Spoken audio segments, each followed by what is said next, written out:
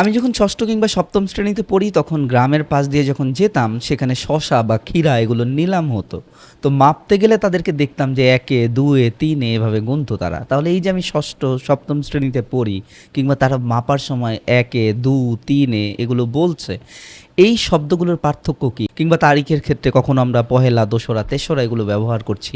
এই সংখ্যাবাচক শব্দগুলোকে আমরা দুইটা ভাগে মোটা দাগে ভাগ করতে পারি। একটা হচ্ছে ক্রমবাচক, একের পরে দুই তিন চার যেভাবে ধারাবাহিকভাবে আসে, শূন্য থেকে নয় দিয়ে পৃথিবীর সব সংখ্যাকে বানানো যায়, এগুলো হচ্ছে ক্রমবাচক সংখ্যা। এই ক্রমবাচক সংখ্যার ক্ষেত্রে কখনো কখনো আমরা দুইয়ের ক্ষেত্রে দি বা দু, তিনের ক্ষেত্রে ত্রি তে এগুলো ব্যবহার করতে পারি সমাজবদ্ধ শব্দের ক্ষেত্রে। আরেক ধরনের সংখ্যা হচ্ছে পূরণবাচক সংখ্যা, এটাকে আবার তিন ভাগে ভাগ করতে পারি এই সংখ্যা শব্দগুলোকে।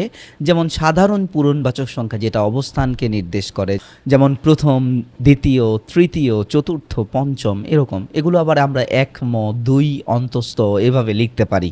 আবার ১১ থেকে ১৮ পর্যন্ত সংখ্যাগুলোকে আমরা একাদশ, দ্বাদশ, ত্রয়োদশ এভাবে লিখতে পারি। ১৯ থেকে ৯৯ পর্যন্ত সংখ্যার ক্ষেত্রে আমরা তম ব্যবহার করে থাকি, ১৯তম, ৯৯তম। আরেক ধরনের পূরণবাচক সংখ্যা হচ্ছে তারিখ পূরণবাচক সংখ্যা, যেমন হচ্ছে পহেলা, দোসরা, তেসরা, চৌঠা এভাবে আমরা ব্যবহার করতে পারি।